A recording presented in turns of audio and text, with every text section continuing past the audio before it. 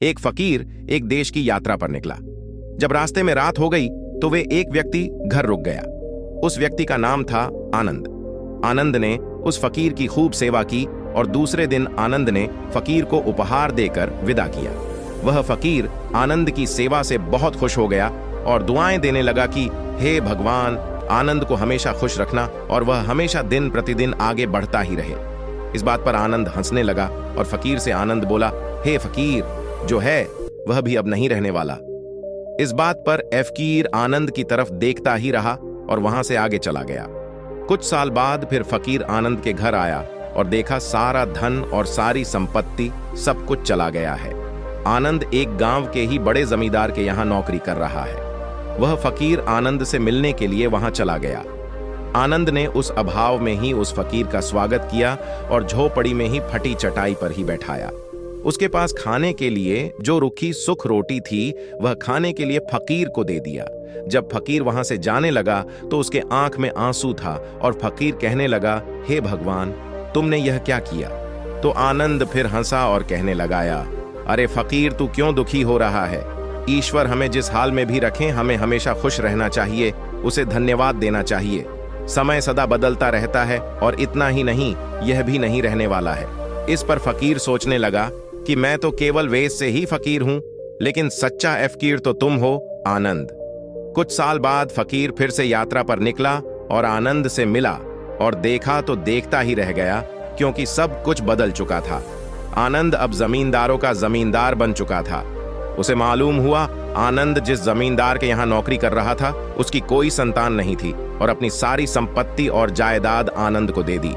फकीर बहुत खुश हो गया और आनंद से कहा, अच्छा हुआ वह जमाना गुजर गया, भगवान करे अब तुम ऐसा ही बना रहे हो। यह सुनकर आनंद फिर हंसने लगा और कहने लगा, फकीर, अभी भी तेरी नादानी बनी हुई है।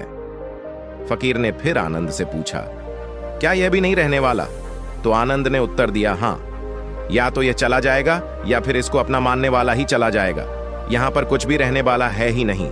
अगर कोई चीज शाश्वत है तो वह है हमारी आत्मा, वह है हमारी मन की शांति, वह है हमारे मन का सुकून, और बाकी जो कुछ भी है वह हमेशा रह ही नहीं सकता।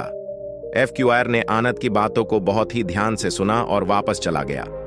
जो होता है उसे स्वीकार करो। कुछ सालों के बाद फिर फकीर जब उस गांव से गुजरा तो आनंद का महल तो है, लेकिन उसमें आनंद ही नहीं है। उसमें कबूतर गुटरगू कर रहे हैं। आनंद अब इस दुनिया में नहीं रहा, उसकी मृत्यु हो चुकी थी। वह फकीर मन ही मन सोचने लगा कि यह एक इंसान जिंदगी भर कितना दौड़ ढहता रहता है और रोता रहता है, दुखी होता रहता है। जिन चीजों के लिए इंसान तड़पता रहता है, दुखी होता रहता है, वास्तव में वह चीज जो हमेशा रहने वाली है ही नहीं, वे सारी चीजें बदलने वाली है।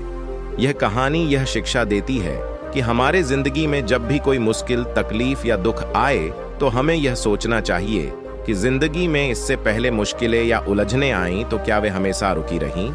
जैसे सारी मुश्किलें आकर चली गई, वैसे ही यह भी मुश्किल चली जाएगी। यह भी हमेशा रहने वाली नहीं है। तो आप हमेशा याद रखिए कि जिंदगी में कितना भी बड़ा दुख क्यों न हो, वह हमेशा रहने वाली नहीं है। ये दुख भी चले जाएंगे। एक बार अकबर ने बीरबल से कहा कि बीरबल, आज कुछ ऐसा लिखो कि जब मैं खुशी में पढ़ूं तो दुख और जब दुख में पढ़ूं तो खुशी हो। तो बीरबल ने लिखा, यह वक्त भी बीत जाएगा।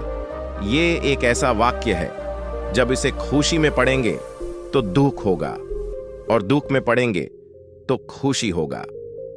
मुझे उम्मीद है कि आप सभी को आज का यह कहानी बहुत पसंद आया होगा। यदि पसंद आया हो तो कृपया आप इस कहानी को सबके साथ में शेयर जरूर करें।